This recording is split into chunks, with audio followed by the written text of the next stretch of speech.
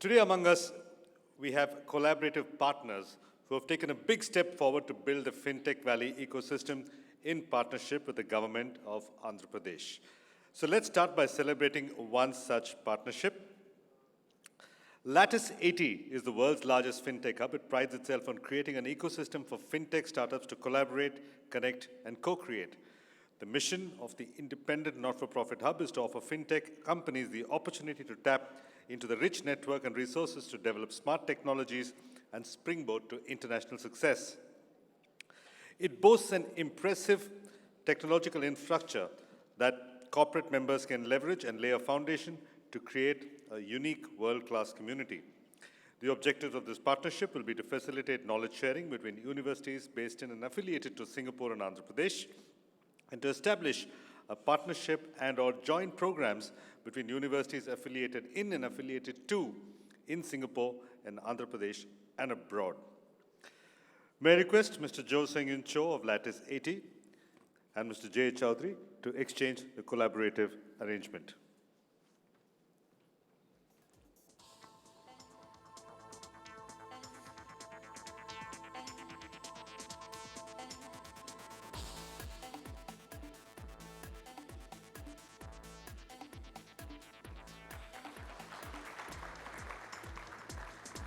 This is the first of many such collaborative agreements.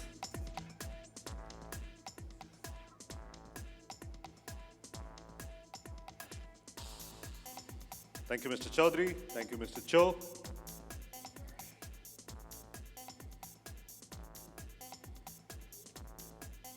Yes, may I request you to take your seat, sir? Thank you very much for your time.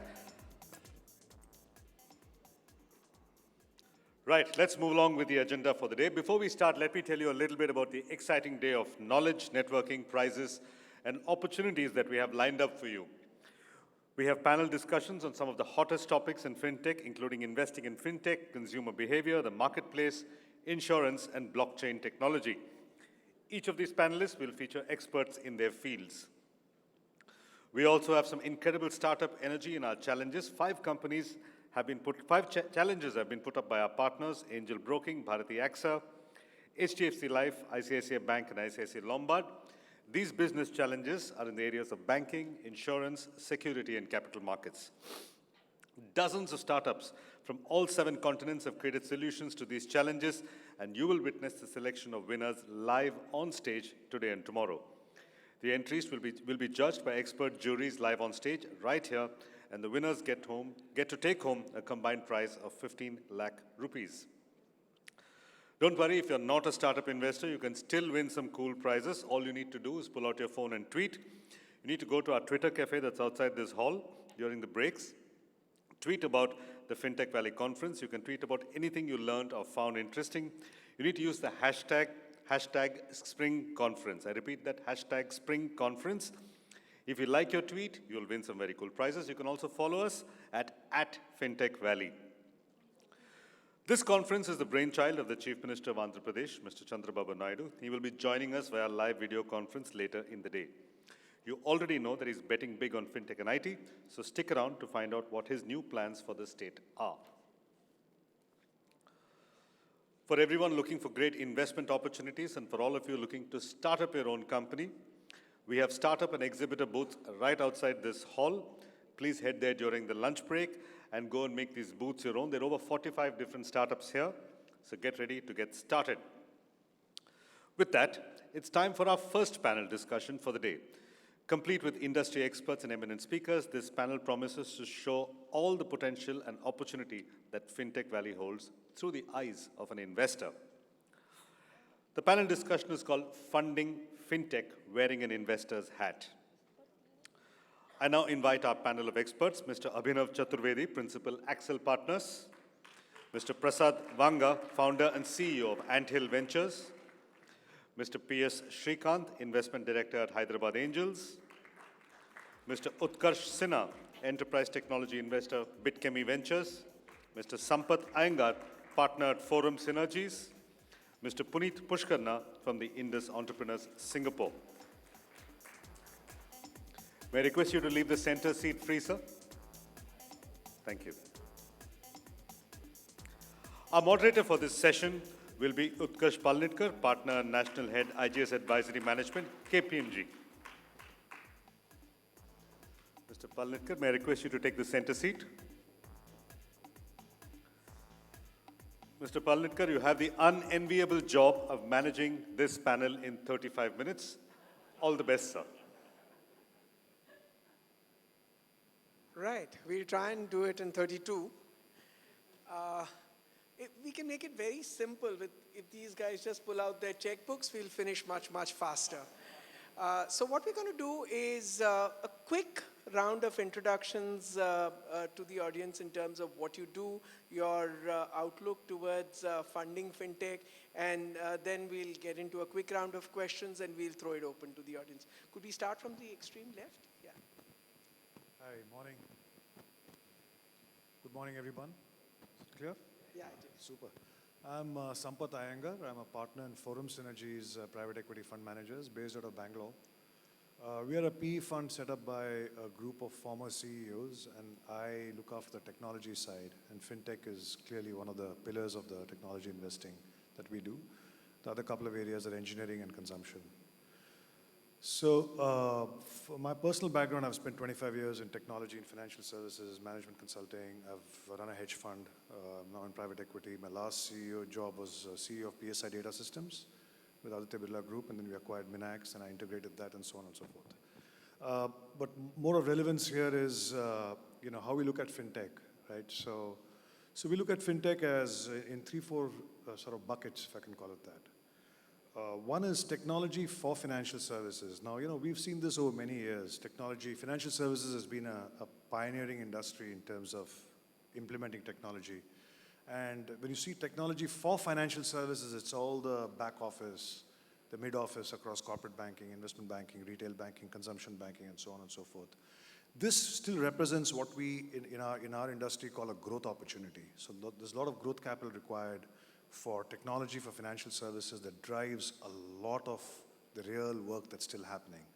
So if you sort of step back from all this excitement about cryptocurrency and mobile payments and so on, there's just $1 trillion worth of investment that's sitting in the backbone of financial services. So that's what we call technology for financial services. The other aspect is financial services on technology. That's been sort of more recent, right? If you think about stock trading, you think about lending that's happening, peer-to-peer lending, mobile-based activity, payments, and so on. That is sort of financial services that is happening on technology and is being experienced on technology as well. This is kind of more early stage to mid stage, represents higher risk, some degree of disruption. Business models haven't evolved fully. Scale is being tested as we speak. Risk is being tested as we speak. Regulation is evolving. So, a few things are in churn, many parts, many moving parts. The third way to think about fintech is technology is financial service, right? So there, you look at robo-advisory, you look at cryptocurrency. It's the technology itself, or AI in terms of robo-advisory, devices that enable payments. The technology itself is providing a financial service. That's the third kind of bucket. And this is, again, fairly early stage, seed stage, represents risk, huge opportunity, unproven scale in some areas. Robo-advisory, for instance, for all the hoopla and the hype, Betterment, which is the leading robo-advisory firm, is talking about $10 billion under advisory services. That's just peanuts if you look at what's the money that's floating around in wealth management. The fourth area that I like to think about personally, which helps this, is financial literacy technology. I think that's being missed out here, because the only way we can really succeed in this transformation of financial technology that helps impact and inclusion is through financial literacy. And that's a big area that we see emerging as well. Thanks, Sampath. Puneet? Thank you. So the persona that I represent on the dais here is a bit different than the earlier persona, which is I actually also run a fund. It's called Soulmark. It's a growth capital fund that we run. And again, fintech is one of our focus areas. We're very excited. We see a lot of deal flows happening over in that space. Our view and why we chose fintech is I think it's really poised for a massive disruption at the moment. Anything that is on the cusp of change creates opportunity. And I think in that opportunity is where we think that there is value to be created, wealth to be created, impact to be made. So that's the reason why we've actually chosen fintech. And I think as we go through the discussion, I'll talk more about that. I'll go quickly. My name is Abhinav. I represent Accel. Accel is a global top-tier venture capital fund. So unlike Puneet and Sampath, we do early stage investing primarily, so which means $2 to $5 million check.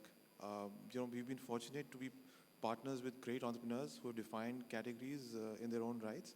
So we're the first investors in this company called Facebook. Perhaps you would have heard about it. In India, we manage about $1 billion in assets. Our portfolio includes companies like Flipkart, Ola, Quikr, Book My Show, Fresh Desks of the world. We've been very actively investing in fintech. We believe it's a very hot sector. At least for the last couple of years, it's been a focus area.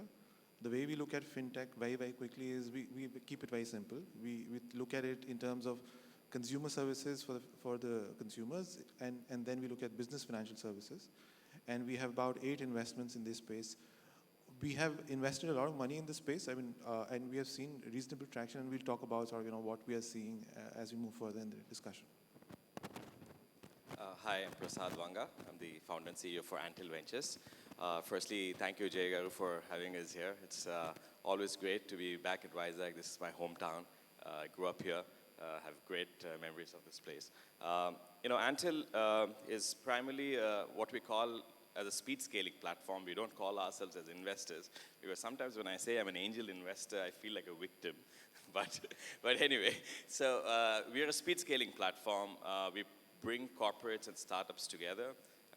We invest, in pre-series A rounds, mostly through co-investment. Our investments are in the Valley, in the San Francisco area, in Singapore and India. We've done one investment in Indonesia.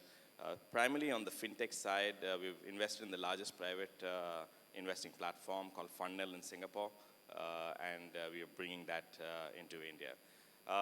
We also run a large corporate innovation program. So we're running the first one for Yes Bank, which we've got more than 750 applications from 15 different countries. It's amazing because when we open it up as a zero equity kind of program, the amount of response that we got from growth stage startups has been tremendous on the fintech side. And we have to select 10 out of that. So just imagine there's such an amazing database that we've collected to actually grow some of these companies. Glad to be here. Thanks. Good morning. My name is Shrikant. I represent Hyderabad Angels, look after new investments, portfolios, and exits. Needless to say, Jay Chaudhary Garu, thank you very much for having us here. In fact, he was the founding member of Hyderabad Angels and was also on the board of Hyderabad Angels. So apart from that, we predominantly do pre-series round of funding for up to $1 million USD. Sweet spot is about $500,000. Also do seed stage for about USD 150K up to ₹1 crore or so. Sector and location agnostic, have few portfolio companies in the US, few more across Delhi, NCR, and Bangalore and Hyderabad. Hopefully we will add few more from Vizag, and look forward to meeting you guys over the course of today, tomorrow. Thank you. Good morning. Good morning, everybody. This is basically a nostalgic moment because I'm back in the city after 17 years. I've been living here for 2 years, from 98 to 2000. Thank you, sir, for inviting all of us over here. Basically, I lead a $45 million fund called Anton Ventures, based again out of Hyderabad. So I've got peer group over here. We have a very laser-sharp focus only on enterprise technology. We have done about 8 investments till date. And 2 of the companies that we have invested in are in fintech. We are fairly new in the market and look forward to invest in another 5 more deals, at least in this calendar year. When it comes to fintech, to be honest, we basically look at the technology and whether it can solve a really hard problem in any of the sectors, and we look at the financial industry as the most difficult sector to crack, be it banking or be it insurance. So if you guys look at any of our portfolio companies, they are somehow related to the financial industry. But I would like to mention one company, if I'm allowed to. They are the ones developing the software for the FPGA boards, which are used by the high frequency traders. So they are really, really, into deep tech altogether when it comes to financial technology. So yeah, I mean, that's what we try to do, try to solve really basic, really hard problems, and look forward to do more. Thanks. Don't know whether this is working. Yeah, so let's go back from where we started. Sampath, you described the various elements and the companies or the corporates or enterprises that exist around the continuum. So where, in your experience, has the most amount of money going to? Which element of it, and why? So I think what we've seen in the last few years is the largest single chunk of money has gone into payments. And we look at payments from a B2B point of view and a B2C point of view. There's a tremendous amount of payments modernization that's happening, payments technology modernization that's happening. And that's because the world is moving towards faster and faster payments, to the point of instant payments. And that's really, straddling central bank infrastructure, bank infrastructure, ecosystem infrastructure of all the trading partners in banking, mobile devices. So it's just a lot of players that are in there. And I think payments has been the single largest, clearly. And payments is also the one that's been the most inefficient part of banking. Even today, cross-border payments is just bizarre, what you see. So that's why I think, tremendous amount of investment is going into payments, because it's being driven by both the widening of the base that's going to consume payments in terms of retail, the mass segment, the inclusion, and so on, plus the need for modernization. Abhinav, demonetization gave a tremendous impetus to the sector.